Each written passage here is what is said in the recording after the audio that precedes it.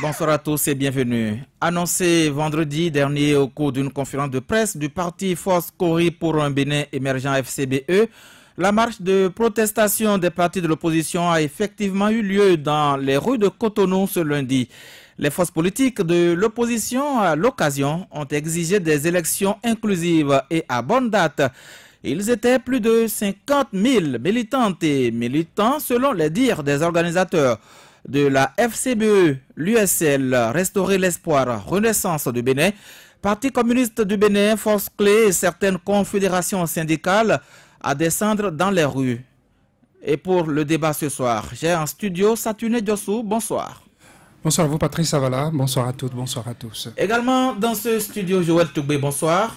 Bonsoir à vous, Patrice Savala, bonsoir chacun et à tous. Vigile Avancé, bonsoir. Bonsoir Patrice, bonsoir à tous. Vous êtes le dernier, je commence par vous. La marche a eu lieu dans la ville de Cotonou, c'est annoncé le vendredi. C'est vrai que ça avait déjà été annoncé une première fois avant la rencontre avec le chef de l'État. Finalement, les partis politiques de l'opposition ont renoué avec leur initiative et cela a été une réalité aujourd'hui.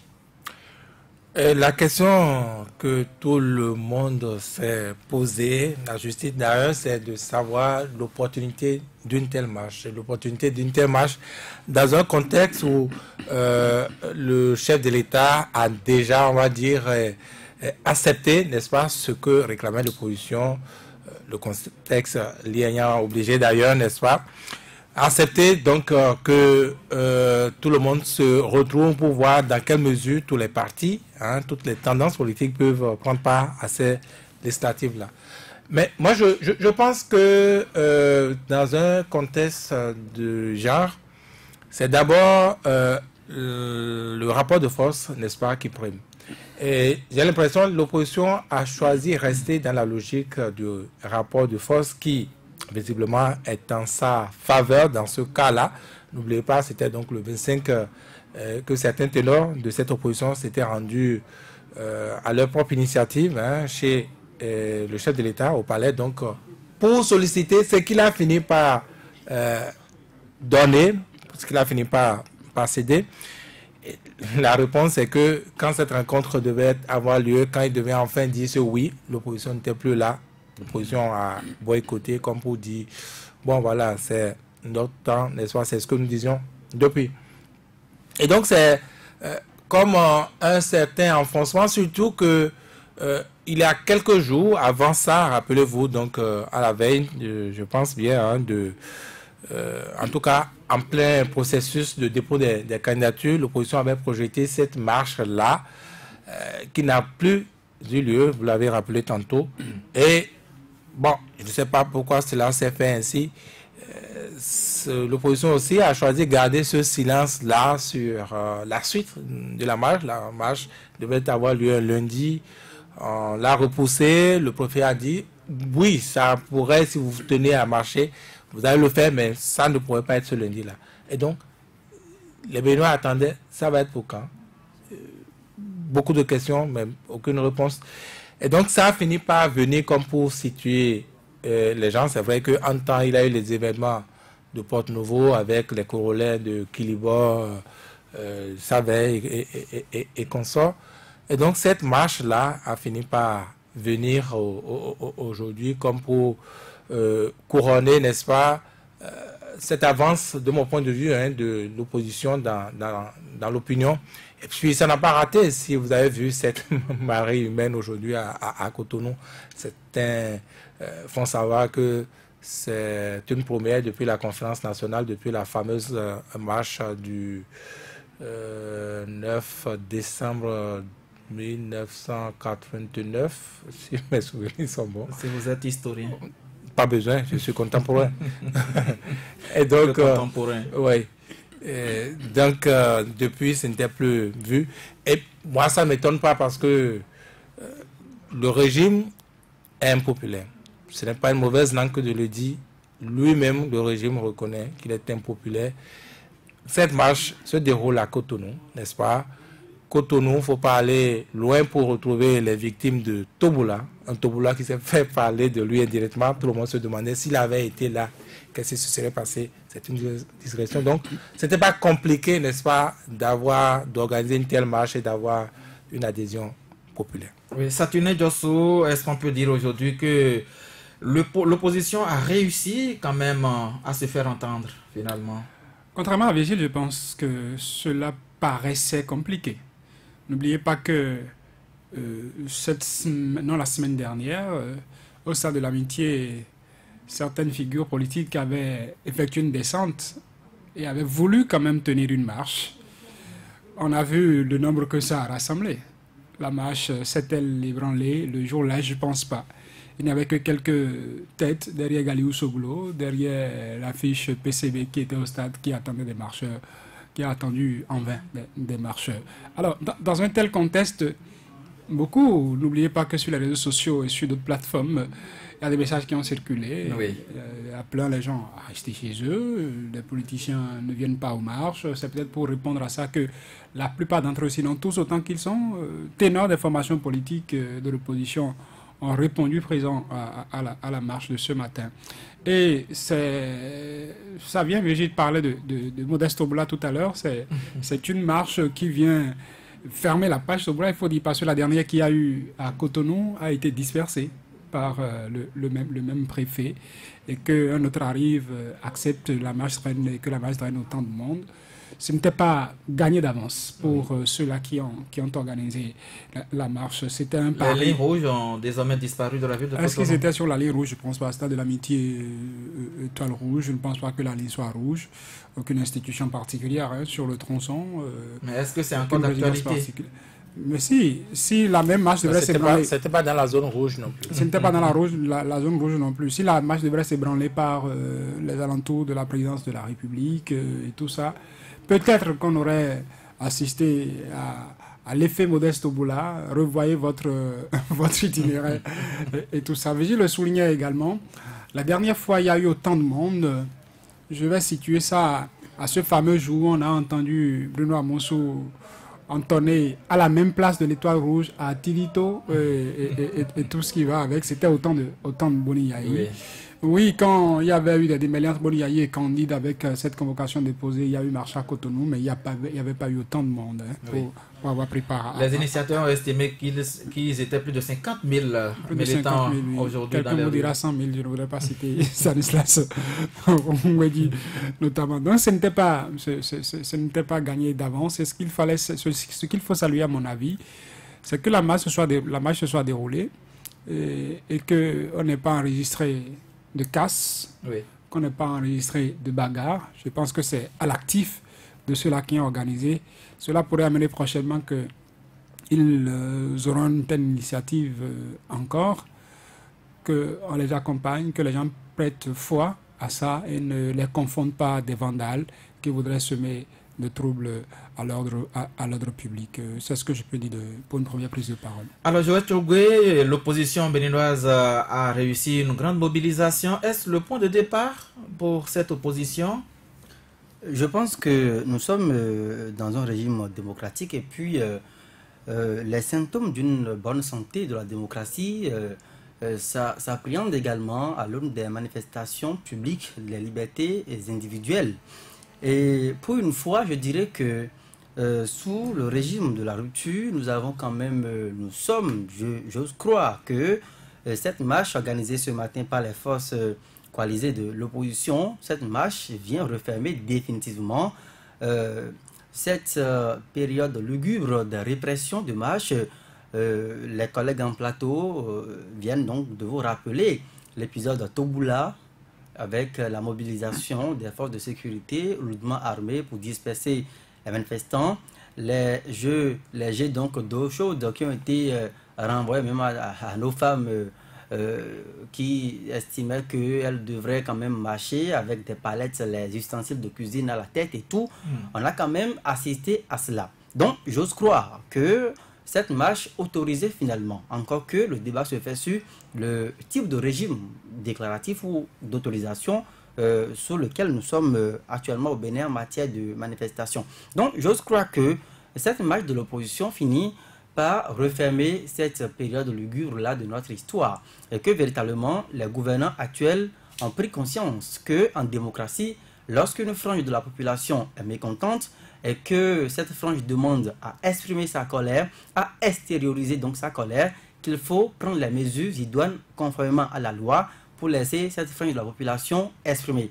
Ce qui s'est passé dans la rue de Cotonou ce matin pour moi, je pense que ça participe à mettre le Bénin sous les feux donc, de la rampe, à attirer plus les regards extérieurs sur le Bénin, parce que nous vivons dans une sous-région.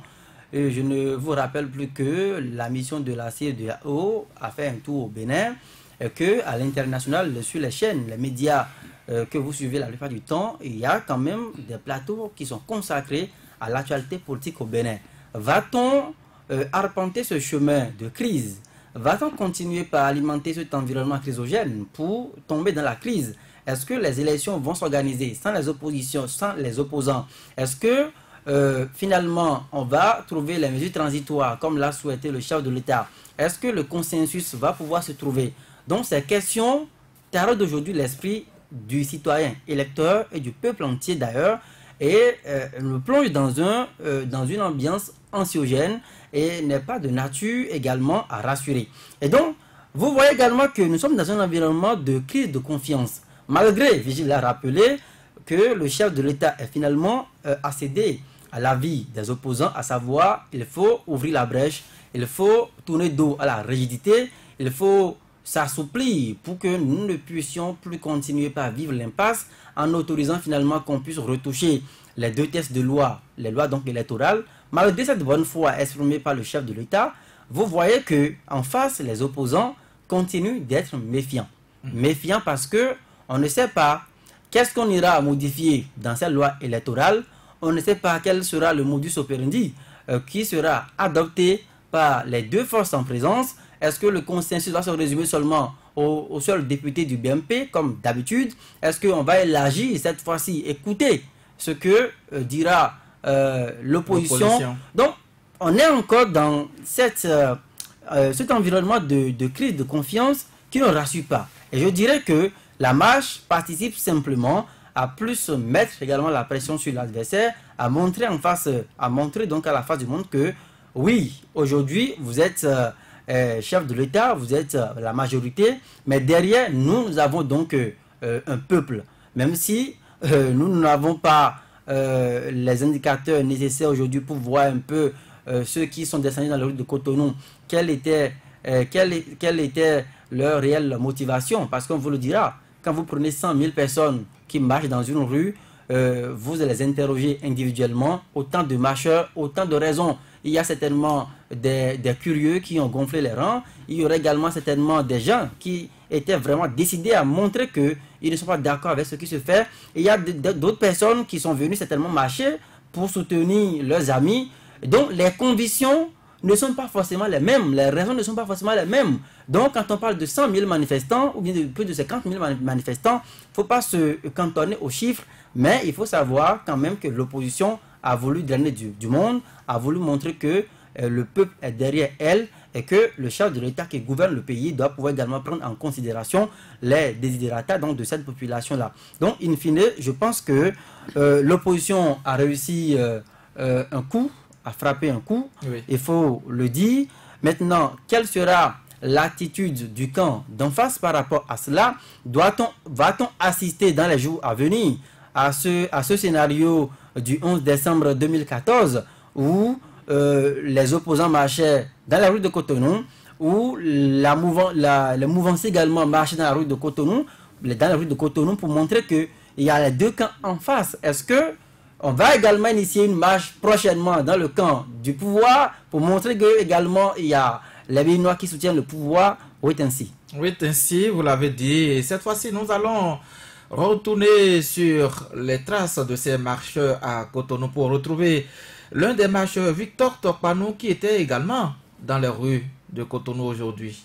L'idée de la marche a été énoncée avant même que le président ne se prononce mercredi. Une première fois, elle a été repoussée parce qu'on leur avait répondu qu'il fallait un délai de 3 jours. Donc ensuite, vous savez, dans une démocratie, la meilleure façon pour le peuple de s'exprimer en dehors des élections, c'est encore la rue. Donc vous ne pouvez pas dire à un peuple qui manifeste, un peuple qui veut dire ce qui veut s'exprimer, qui enfonce une porte déjà ouverte. Ça n'est juste pas imaginable. Donc je dis à ceux qui font ce raisonnement-là qu'ils doivent s'attendre à ce qu'un peuple mûr, un peuple mature, un peuple conscient de ses enjeux puisse s'exprimer de façon plus régulière. Et je disais même tout à l'heure à quelqu'un, vous savez, dans les pays de vieille tradition de marche, la police a une telle éducation qu'elle sait donner les chiffres des manifestants. Mais comme on n'en est pas encore là chez nous, la police ne donnera jamais ces chiffres. Nous allons donc devoir nous contenter des estimations que les uns et les autres auront faites. En tout état de cause, dans une démocratie,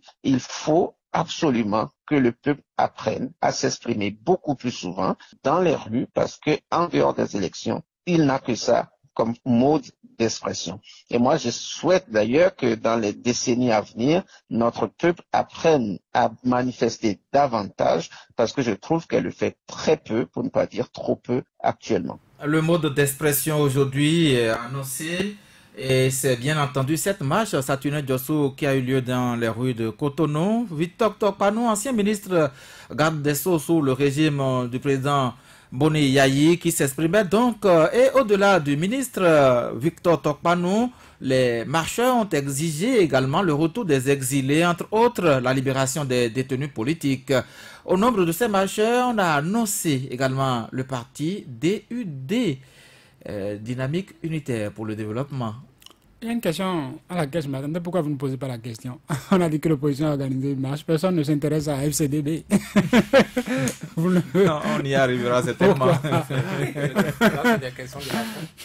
Ce sont les questions de la fin. Oui, c'est pour sortir du débat. Oui. Pourquoi c'est pour sortir du débat qu'il faut? Parce que pour vous, c'est... Bon, vous-même, vous savez que la FCDB ne s'est jamais prononcée sur l'actualité politique nationale pour montrer sa position au-delà de ce congrès constitutif au cours duquel il avait dit qu'il était... Le parti avait dit qu'il était de l'opposition. C'est vrai qu'à la dernière rencontre avec le chef de l'État... On a changé le rôle et c'est Patrice qui répond aux questions. Non, mais quand Patrice dit que FCDB... C'est Patrice qui répond désormais aux questions. On a quand même un peu d'éclairage. Non, mais je tiens à préciser qu'il y a un membre fondateur, pas des moindres, l'ancien ministre Alain Adiou, qui est membre fondateur de ce parti FCDB, que nous avons suivi également par médias interposés, qui réaffirmait l'appartenance du parti à l'opposition modérée. Mais ça, ce n'est pas une prise d'opposition par rapport à l'actualité politique nationale. C'est de ça il est question. Je pense que vous-même, vous êtes un problème comme FCDB. Encore. Oui, de mon point de vue. Pourquoi vous vous attardez sur ça? Tout le monde sait. C'est après tout un parti politique au nombre des 10 qui se sont annoncés au niveau du ministère de l'Intérieur. Je suis d'accord. Mais Moël n'a pas dit qu'elle est née dans l'opposition. Moël est de l'opposition aujourd'hui? Non, mais je ne sais pas. Moël n'a pas dit ça. Mais vous savez qui dirige Moël. Inutile alors de chercher si... Vous ne me comprenez pas. Vous ne me comprenez pas. Vous ne me comprenez pas. Oui. C'est pour vous dire que ce n'est pas parce que vous êtes né que vous appartenez systématiquement à l'opposition. Le problème, c'est quand FCDB réclame qu'il est de... Oui, il faut que je me donne aussi... Vous avez fait les sites de fois. Donc, c'est ça le problème. Il peut y avoir d'autres partis, mais écoutez, vous vous attardez là-dessus et vous allez finir par faire prendre aux gens l'illusion pour la réalité. Non, moi je ne suis pas d'accord avec Virgile quand il dit que là, c'est que Patrice reprend son rôle. Moi, je réponds aux questions parce que c'est ma question le débat FCDB. Pas que pour que Virgile dise que, ben oui, on a un problème comme FCDB. C'est plutôt pour que on attire l'attention des gens que c'est l'une des preuves, s'il en fallait encore, que c'est un parti qui n'est pas un parti. Mais vous, qui vous a posé la question? Est-ce que vous n'avez pas péremptoire, Saturnin, quand vous dites que c'est une preuve que le parti dit, je suis parti modéré, donc le parti dit, l'institution du chef de l'État se respecte. Donc peut-être qu'en allant dans la rue, le parti estime que bon, c'est fait à fond au chef de l'État. Et à la marche de ce lundi également, je l'annonçais à Saturnin Diosso. Que réclame cette marche que le chef de l'État n'a déjà indiqué à sa sortie du mercredi dernier.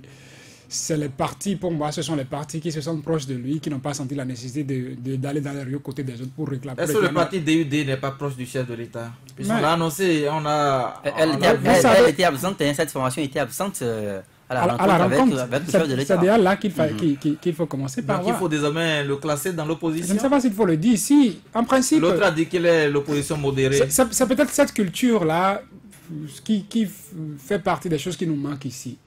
Lorsque quelqu'un porte une cause et vous trouvez la cause noble, je trouve qu'indépendamment de sa couleur politique, vous portez cette cause avec la personne. Il ne suffira pas pour moi de voir DUD aux côtés des forces de l'opposition ce matin pour déjà commencer par faire une proximité au fait du parti DUD. Vous n'allez quand même pas demander au parti de chier dans l'assiette dans laquelle il mange. Non, je ne dis pas ça. Vous utilisez des thèmes forts qui font sourire, qui vont faire d'appétit à ceux, à ceux qui sont à Il a dit ça, c'est soudé. Patrice. DUD est dans la rue. Bon, c'est l'essentiel. Donc, écoutez, non. DUD, vous savez de quel soutien DUD est pour le président de la République, à part ce que les initiateurs ont Valentin déclaré. Déroulé est le questeur de Même l'Assemblée nationale. au congrès de DUD. DUD également a annoncé les couleurs, tout comme, est-ce que je vais dire, tout comme FCDB, pour dire si vous n'êtes pas opposant, venez vers nous. Si vous n'êtes pas trop mouvance aussi, vous ne défendez pas mouvance pour être mouvancier, venez également vers nous. C'est comme pour dire, nous voulons être au milieu, ce que disait Valentin Aditi-Roulé à la mi-suprême de son congrès. Mais vous savez que depuis qu'à l'Assemblée nationale, Valentin Aditi-Roulé était exaspéré par cette histoire, j'appelle ça histoire, Virginie me dira que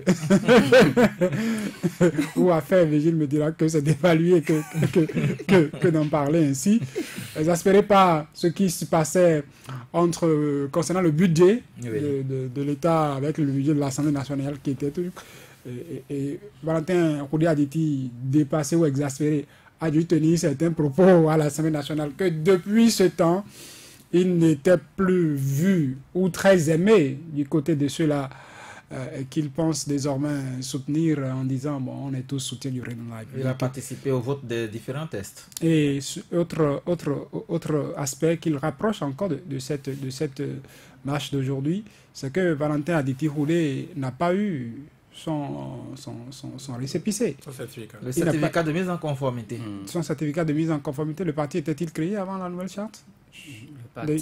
Non, c'est un nouveau parti. C'est un nouveau parti. C'est un nouveau parti. Récépissé provisoire. C'est un récépissé, donc c'est pas un certificat, c'est un récépissé tout au moins provisoire qu'il devrait avoir. Récépissé provisoire. Donc, le parti DUD n'a pas eu mais FCDB sont frères siamois. FCDB en a eu. Donc, on ramène encore FCDB. Vigile veut nous arracher la parole. C'est des partis d'opposition modérés. Je m'attendais aussi, parlant de ces partis qui devraient, puisque je parlais d'une cause que des gens défendent, et si vous le trouvez à travers la cause, c'est l'UDBN. J'avais cherché à savoir si les gens de Claudine Prudence étaient de la partie. Non, ils n'étaient pas de la partie. Et en même temps, je me rappelle qu'à la dernière rencontre le parti a pris acte de la décision de la Sénat, vous le savez.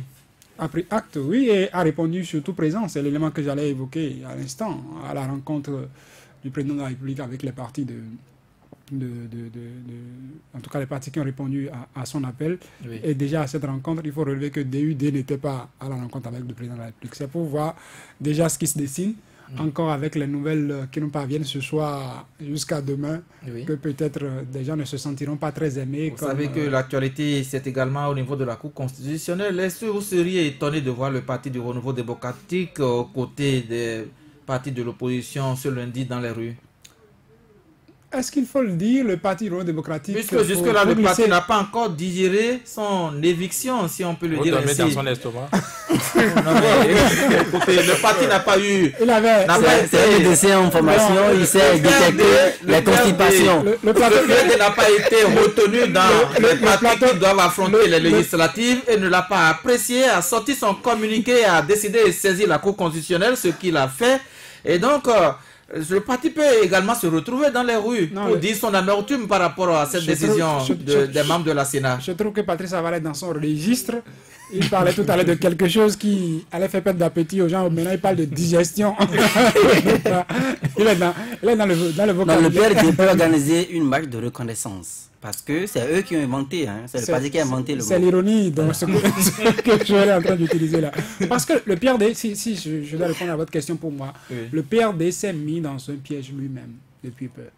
Voilà, on aura le temps d'en parler demain. Oui, on reviendra sur ces audiences au niveau de la Cour. Un parti qui a déjà déclaré que quel que soit ce qui arrive, je suis de la mouvance, je soutiens le président de la République. Plus jamais. Pas encore dit le contraire. Plus jamais. J'ai envie de paraphraser Patience Dabani qui dit que l'amour d'une mère ne s'éteint jamais, pour dire que l'amour du PRD pour la mouvance ou pour le président de la République actuelle ne doit s'éteindre jamais, même en prison, même devant la brigade économique et financière. C'est comme le slogan de Jean Couton. Soleil ferme, jamais nous ne serons de toi. Pour voir le jour d'avoir découvert, plus jamais on sera fait du ça devrait être le cas. Le PRD s'est mis dans le propre piège. Donc, même devant la brigade économique et financière. Où on annonce le président de. C'est pas on annonce, la convocation est là. Le président. C'est pour ce mardi. Il y a une déclaration que Adrien Ngwedi veut faire à Cotonou. Dans les minutes qui suivent, nous aurons cette déclaration, si tout va bien, si entre-temps elle était faite déjà. Donc même devant la brigade économique et financière, l'amour du PRD pour Patrice Talon ne doit s'éteindre jamais. Pour la mouvance ne doit s'éteindre jamais. Donc si je dois dire ça, je reviens... Pour paraphraser Patience Dabani. Je reviens alors pour dire que le PRD descend dans les rues, Joël l'a dit, ça pourrait être pour une marche de reconnaissance, mais si c'est pour une marche de... ce serait une marche contre nature. Reconnaître qu'on l'ait éjecté de la course législative. Reconnaissance pour éviction. Ah bon. De la course pour la législative. On peut organiser une marche comme ça. C'est la plus bonne ironie, ça. Non, moi, je pense qu'il faut de l'info décalée ce soir. Prendre les choses au sérieux. C'est vrai, moi, je fais partie de ceux qui déploraient le silence du Parti du Renouveau démocratique quand déjà le ministère de l'Intérieur faisait cette misère-là au parti de l'opposition. Ils étaient bien lotis. Ils étaient bien lotis, mais cela n'expliquait pas. Parce que moi, j'ai toujours vu Maître Adrien Ngwedi comme, n'est-ce pas, un témoin de notre démocratie. Que vous soyez contre lui, vous soyez avec lui, eh bien, c'est tout de même un des témoins du renouveau démocratique, donc quelqu'un qui devait pouvoir tenir la lanterne de l'évolution des choses dans le bon sens, avec son parti. Et ce n'est pas tous les partis qui ont, n'est-ce pas, comme dénomination, entre autres, renouveau démocratique. Donc, ils devaient être les défenseurs de cette démocratie-là. J'étais étonné de voir le silence du parti face à cette misère qui était faite, n'est-ce pas, à ces partis-là. Et ça a été plus assourdissant, n'est-ce pas, la prise de parole quand seulement ce qui est arrivé à la Sénat est arrivé. Et c'est déplorable, encore une fois. Vous parlez des uns et des autres. Vous avez parlé de Aditi Roudé et tout le reste. Mais Aditi Roudé, excusez-moi, mais c'est le prototype d'homme politique chasseur, protecteur de ses intérêts. De mon point de vue, je peux me tromper. Il n'est pas le seul dans le parti. Il n'est pas dans le seul dans mais alors, donc, que ce soit, vous voulez que je dise Aditi est allié? D'accord, si c'est ça, vous. Et ce n'est qu'un exemple. La politique au Bénin, ce n'est d'abord que la politique des intérêts, de ses intérêts. Vous voyez, moi, cette marche-là, moi, j'ai fait attention.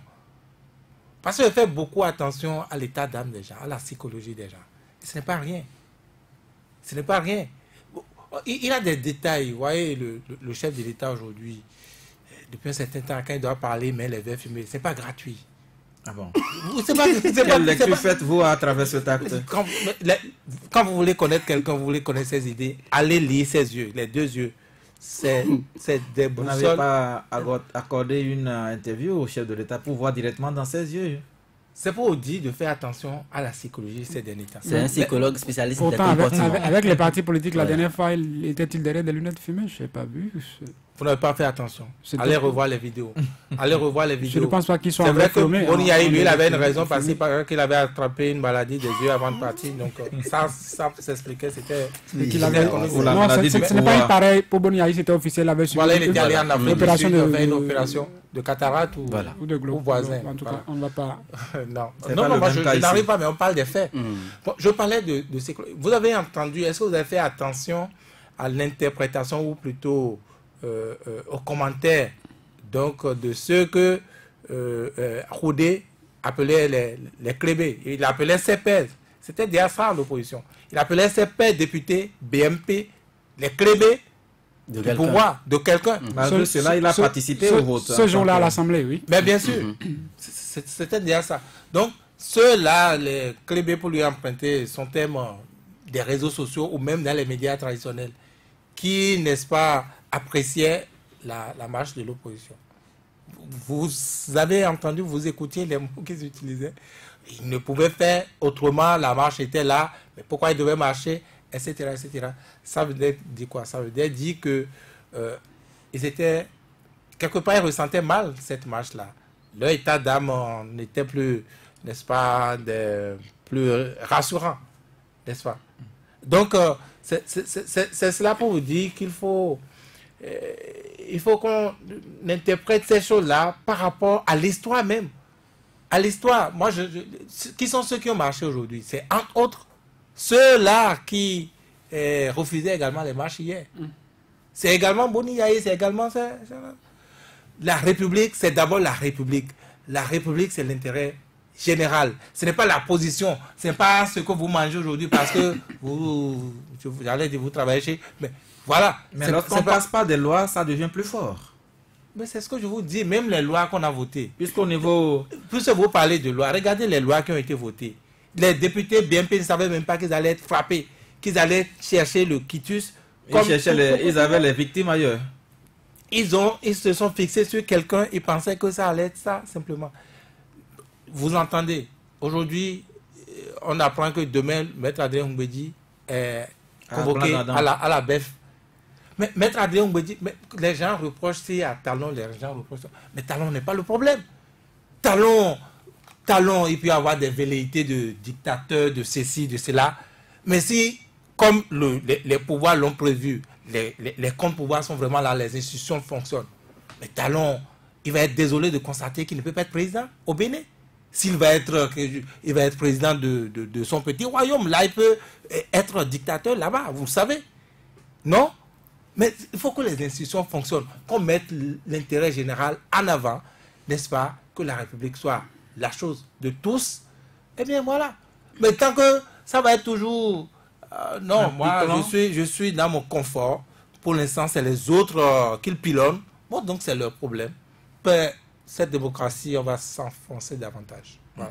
L'expression d'une manifestation de mécontentement dans une démocratie, Joël Togbe, c'est la marche. Et cette marche a fini par avoir lieu, même si dans le temps ancien, récemment, on ne pouvait pas encore organiser cette marche dans la ville de Cotonou. C'est ancien ou bien c'est récemment? Non, un passé récent, j'allais dire. Voilà. Cette marche n'aurait pu avoir lieu dans la ville de Cotonou. Est-ce qu'on peut s'attendre à ce que, au nombre des 8, ils sont 8 partis politiques qui aujourd'hui ne se retrouvent pas dans les partis retenus par la Sénat pour se retrouver, pour affronter ces élections législatives? On a vu les partis de l'opposition aujourd'hui, FCBE qui a son dossier au niveau du ministère de l'Intérieur, l'USL également, Restaurer l'Espoir, et il reste encore l'UDBN, DUD, bon là, on n'en sait pas trop sur... Et Dossa. Nazer Dossa. Ouais. Oui, et la FCDB, voilà, de Soumano Toleba. Est-ce qu'on peut s'attendre également une marche de ce côté-là, de ceux-là qu'on n'avait pas vu dans les rues aujourd'hui, pour dire oui, nous étions également dans nos droits d'obtenir tant de pièces qu'on nous réclamait pour participer à ces élections? Je voudrais quand même déjà dire que la démocratie des lois étouffe les libertés dans la cité. Il faut qu'on s'entende là-dessus. Parce que les lois, puisque vous parlez votre question est relative à une possibilité d'organisation d'une marche. Et comme, avant d'en arriver à la question, vous avez expression de mécontentement. Voilà. La marche, c'est une expression de mécontentement. Elle peut être également une expression de reconnaissance. Comme l'ont dit nos amis du PRD, comme ça peut être une expression juste pour militer pour une cause peut-être liée à un groupe constitué de la nation. Mais de toutes les façons, la marche est une forme d'expression. Et on doit pouvoir poser les digues nécessaires pour encadrer son existence et non l'étouffer. Donc, pour en venir à votre question, je pense que je l'avais déjà dit à ma prise de parole tout à l'heure même, il y a un instant, je disais que est-ce qu'on va assister soit à une contre-marche? Parce que le 11 décembre 2014, j'étais dans les rues de Cotonou pendant que marcheur, rassurez-vous, on a suivi les deux grandes marches qui ont été organisées à Cotonou. Et je dois quand même l'avouer que depuis 2014, c'est aujourd'hui que nous avons encore vu ce nombre fou investir les rues de Cotonou aux côtés donc des forces de l'opposition pour exprimer un ras-le-bol général dans le pays. Est-ce que les partis de la mouvance, je commence par là, puisque les deux partis auxquels vous faites allusion se réclament toujours de la cour du chef de l'État, parce que vous savez le rôle que jouent les roturiers dans la cour d'un roi. Vous savez également le rôle que jouent les princes dans la cour d'un roi. Donc, si les deux partis auxquels vous faites allusion, ces deux partis pensent organiser une marche, ça serait en toute logique, peut-être sous la bénédiction du chef de l'État, qui va certainement dire, bon, vous voulez vous exprimer, je vous donne l'autorisation, exprimez-vous encore une fois, pour montrer que, en tant que chef d'orchestre de la cour mouvance, il est un démocrate accompli, il est un citoyen accompli au sommet donc de l'État. Et que la réforme du système partisan, que lui-même il a appelé de tous ses voeux, je le revois encore en train de rappeler l'essence même de cette réforme au président de l'Assemblée nationale aujourd'hui, déféré pratiquement devant les officiers donc de la brigade économique et financière pour faire le concernant sur notamment cette déclaration qu'il a eu à faire, sur les documents traficotés, voilà, et tout ça. Est-ce que le chef de l'État va pouvoir finalement les autoriser à aller marcher? Parce que c'est également de ça qu'il s'agit. Parce que quand vous faites attention très bien, je le dis parce que je sens un peu le chef de l'État mécontent de, vous m'excusez, mais des rebelles politiques qui sont dans sa cour. Les rebelles politiques ici, ce sont l'UDBN par exemple, qui a refusé donc de se dissoudre dans un des grands blocs du chef de l'État. C'est DUD, Valentin Atiti-Khouré par exemple, qui a refusé de se désagréger dans un des grands blocs du chef de l'État. Et ça continue. Le PRD, le grand PRD, qui a fait des gymnastiques bizarres et a fini par s'affranchir de l'influence du bloc républicain. Et vous voyez le problème que traversent aujourd'hui ces trois partis. Vous voyez que c'est le même problème. Ils n'ont pas les récépissés provisoires ou bien le certificat de mise en conformité. Alors que les partis, les deux grands blocs ont pu l'avoir. Donc moi je pense que le chef de l'État, certainement, les chances qu'il puisse les autoriser à aller marcher, ces chances-là sont... C'est le chef de l'État qui autorise à marcher. Non, mais il est le patron de la cour mouvance et vous vous réclamez de cette cour-là. Donc, en toute logique, pour aller marcher, pour soit le soutenir ou pour soit exprimer votre ras-le-bol, peut-être j'estime que discipline de groupe y oblige, ils devront recueillir, aller donc recourir au chef de l'État, demander au chef de l'État donc de voir si c'est possible. Parce que vous savez que le chef de l'État, dans ce pays, quand les gens ont voulu marcher pour dire on veut soutenir le chef de l'État, il a dit je ne veux pas. Je ne veux pas. C'était la rupture. Quand on a posé son affiche géant, ou bien quoi, à Cotonou, pour célébrer ces 1000 jours, on a fait circuler un communiqué pour dire enlevez-nous immédiatement. Le chef de l'État n'est pas demandeur. N'est pas demandeur. Donc, je pense que le chef de l'État devra encore donner son avis. Maintenant, s'ils veulent continuer par se montrer réellement comme des rebelles dans la cour du chef de l'État, montrer que, en dépit de tout, ils ne sont pas, pour reprendre l'expression de Valentin Atiti-Khouré, des clébés qui sont sous l'influence du chef de l'État, qui sont certainement à genoux devant le chef de l'État et qui sont soumis systématiquement à la volonté unique du chef de l'État, vous les verrez certainement entreprendre par eux-mêmes des initiatives, des marches, peut-être des conférences de presse, comme un peu le numéro 1 des Tchoko Tchoko. Voilà. Et annonce une déclaration, puisque le maître Adrien Boudia annonce une déclaration. Il n'est pas au pays, mais je crois que c'est la direction exécutive nationale qui prend la responsabilité. Voilà. Donc, de toutes les façons, le PRD, avec cette déclaration annoncée, est en train de montrer que de plus en plus, en tant que parti, en tant qu'entité, elle revendique son autonomie, veut s'affranchir de l'influence du chef de l'État et prendra donc des initiatives.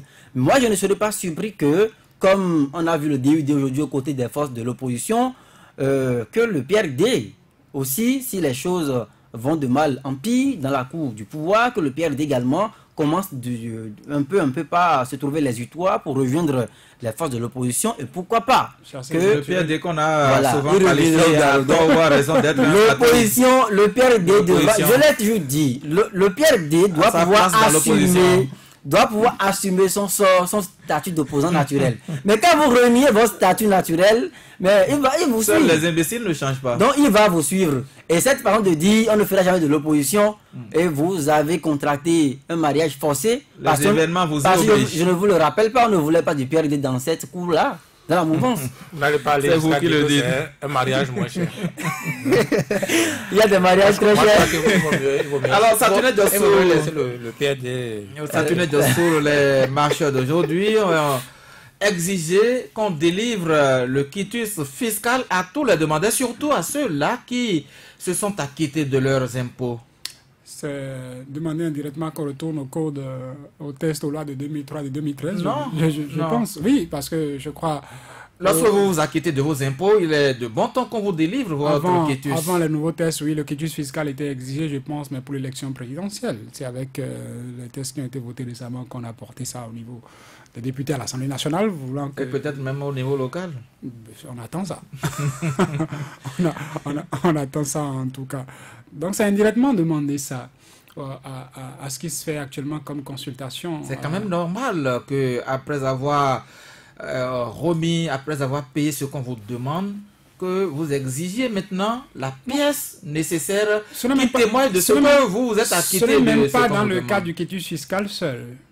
Quel que soit l'acte que vous demandez au niveau de l'administration publique et vous payez, vous devez avoir votre... Est-ce que vous soupçonnez une main invisible au niveau de la Direction générale des impôts? Ça, je pense que ce débat-là a été fait plusieurs Et vous avez trouvé la réponse? Plusieurs fois. Bon, on a fait état des coulisses que on a eu, je crois déjà jeudi dernier avec l'avocat Paul Katouatita qui était sur ce même plateau. Oui. Des coulisses qui nous sont revenues, on en a parlé, hein, qui révèle la suffisance que à la Direction générale des impôts, où il y a un mécanisme qui a été mis en place pour que dès que vous vous acquittez de l'essentiel de ce qu'on vous demande, que vous ayez la pièce, mais qu'au même moment qu'il y a d'autres manœuvres. D'autres l'ont facilement, d'autres non. Certains l'ont facilement, d'autres non. Il y a des manœuvres qui pourraient amener à dire que les choses ont été faites exprès pour que certains n'aient pas ce quitus fiscal, que ce soit dans le rang de la mouvance, mais surtout dans le rang de l'opposition. Et je crois que c'est peut-être pour moi, c'est mon avis à propos, oui. C'est déjà anticipé pour ceux-là qui l'exigent aujourd'hui, déjà qui l'ont également dit à cette marche, c'est déjà anticipé sur le consensus qu'on trouvera à l'Assemblée nationale, quelle que soit l'issue. Si l'issue était que, oui, on maintient un quitus fiscal qu'on demande aux gens, vous savez que s'il faut tenir dans le délai, pour que le 15 mai prochain, qu'il y ait notre législature qui s'installe, il faut qu'on aille vite, que à l'issue de ce consensus, qu'on raccourcisse les délais. Ce qu'on devait prendre une semaine pour faire, il faudrait qu'on le fasse en 2 jours. Et le premier acte de ce consensus n'a pas eu lieu ce lundi à l'Assemblée nationale, puisque le PRD se retrouvait devant les conseillers de la Cour constitutionnelle.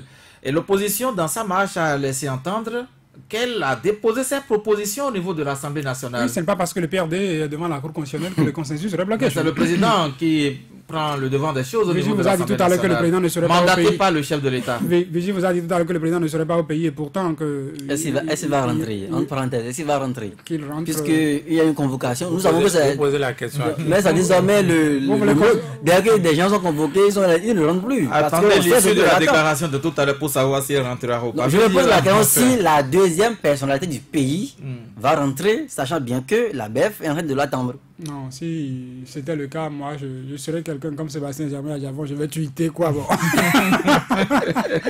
Ça, je vais tweeter. Et justement, non, au sujet de... On va pas revenir, on va pas sortir du débat, parce qu'il y a l'impression que ce soir, on sort de...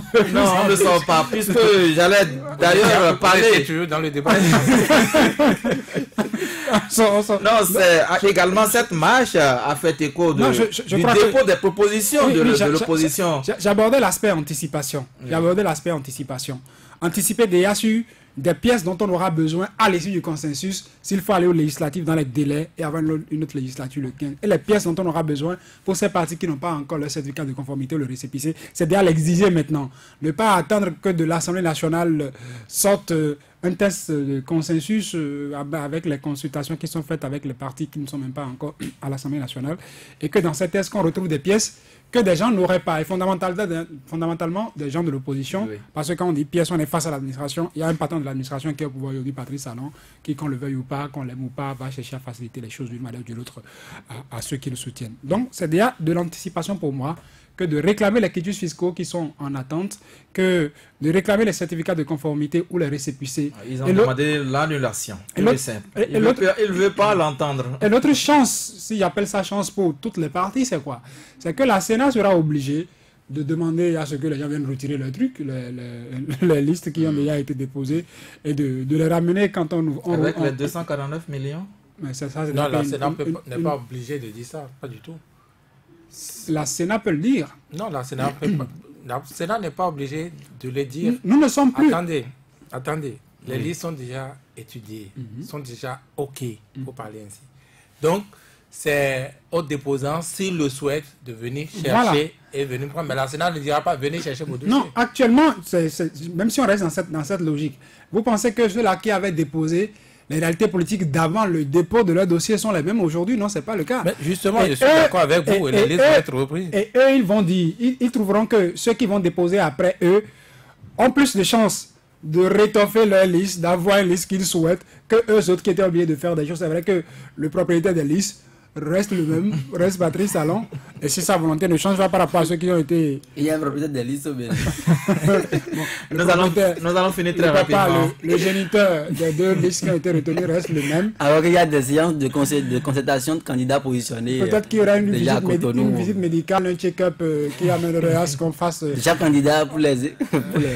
On va Vigile avancé, les partis proposent à ce qu'on abroge également ces tests qui sont votés, on a dit, les yeux fermés au niveau de l'Assemblée nationale. Vous parlez de quel texte? Les deux, la charte des partis politiques et le nouveau code électoral. Bon, ceux qui sont aventurés ont dit que il y a des dispositions qui se tiennent, donc vous ne pouvez pas supprimer ceci sans les retoucher. Et que c'est un peu complexe, n'est-ce pas? Et donc la chose la plus simple à faire, j'avais dit, c'est l'une des options, c'est de se passer carrément de ces textes-là, ces nouveaux textes, les textes querellés aujourd'hui, et retourner au Parlement. Non, pas au Parlement, au Code de 2013, par exemple. C'est encore possible? C'est encore possible? Mais bien sûr, c'est possible. C'est ça que les députés qui sont là, le chef de l'État, il n'y a aucun problème. Mais avec cet élément que ça également nous l'apprenons, ce n'est pas du tout la volonté du chef de l'État pour parler ainsi, renier donc cette loi-là. Merci à vous, Saturnin Diosso. Donc vous allez voir si aujourd'hui, ce matin au Parlement, si aujourd'hui tous les partis ont pu déposer puisqu'il est temps de quitter ce studio. Énergie perdue, argent perdu, je ne sais pas. Demain, nous sommes encore là pour un nouveau rendez-vous de Boulevard des Opinions, nouvelle émission de l'Intégrale. Georges Poinou a assuré la mise en onde. Bonsoir chez vous.